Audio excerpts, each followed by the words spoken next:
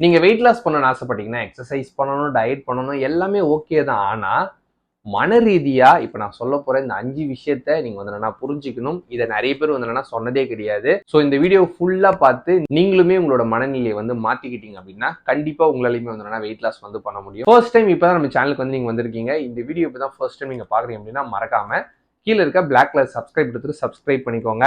அதுக்கு பக்கத்துல இருக்க பெல் ஐகானையும் கிளிக் பண்ணிக்கோங்க. அப்பதான் எந்த ஒரு வீடியோஸ் போஸ்ட் பண்ணாலுமே நோட்டிபிகேஷன்ஸ் வரும். ஃபர்ஸ்ட் மன ரீதியா நீங்க புரிஞ்சுக்க வேண்டிய ஒரு விஷயம், நீங்க சாப்பிட்றது வந்து எமோஷனல் ஆகி வந்து என்னன்னா சாப்பிட்றீங்களா, இல்லைன்னா வந்து உண்மையாவே பசிச்சு சாப்பிட்றீங்களா அப்படின்றது வந்து பார்த்துக்கோங்க.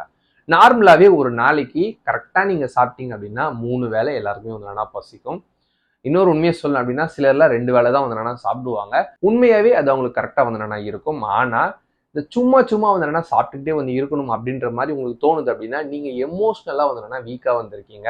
அப்ப அந்த எமோஷனலா எது உங்களை வீக் பண்ணுது, என்ன பண்றதுனால நீங்க எல்லா விஷயத்தையுமே வந்து என்னன்னா சாப்பிடுறீங்க, அதுவும் சும்மா சும்மா வந்து என்னன்னா சாப்பிடுறீங்க அப்படின்றது வந்து பார்த்துக்கோங்க. அது ஒவ்வொருத்தருக்கும் ஒவ்வொரு மாதிரி வந்து என்னன்னா இருக்கும். அதை சரி பண்ணிக்கிட்டீங்க அப்படின்னா தேவையில்லாம சாப்பிட்றது எல்லாமே வந்து என்னன்னா கட் பண்ண ஆயிடும். அப்போது உங்களோட வெயிட் லாஸ் ப்ராசஸ்க்கு ரொம்ப வந்து ஹெல்ப்ஃபுல்லா இருக்கும். செகண்ட், நீங்க மன ரீதியா புரிஞ்சுக்க வேண்டிய ஒரு விஷயம், எதனா ஒண்ணு சாப்பிடும் போது நிறைய பேர் என்ன சொல்லுவாங்க, சும்மா ஒரு நாள் தானே, ஒன்னே ஒண்ணு தானே, சாப்பிட்டா ஒன்னும் ஆகாது அப்படின்னு சொல்லுவாங்க.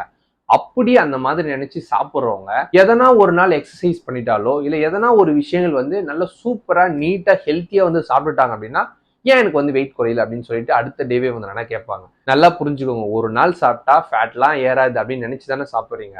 அப்போ ஒரு நாள் நீங்க வந்து நல்லா சாப்பிட்டீங்க அப்படின்னா எப்படி வெயிட் குறையும்? அப்படிலாம் வந்து என்னன்னா குறையாது. வெயிட் ஏறுறது எப்படி ஒரு ப்ராசஸோ அதே மாதிரி வெயிட் குறையிறதுமே வந்து என்னன்னா ப்ராசஸ். இது மாற்றவே வந்து என்னன்னா முடியாது. அப்போ இந்த 2 விஷயத்தையுமே ஈக்குவலா வந்து என்னன்னா நீங்க புரிஞ்சுக்கணும். நீங்க எப்பப்பெல்லாம் வந்து ஸ்வீட்ஸ் ஸ்நாக்ஸ்லாம் வந்து சாப்பிடும்போது வெயிட் ஏறாதுன்னு வந்து என்னன்னா நினைக்க கூடாது.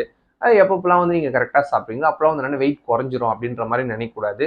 எது பண்ணாலும் கரெக்டா வந்து என்ன பண்ணணும், அப்பதான் வந்து ரிசல்ட்ஸ் வரும் அப்படின்றத நீங்க புரிஞ்சுக்கணும்.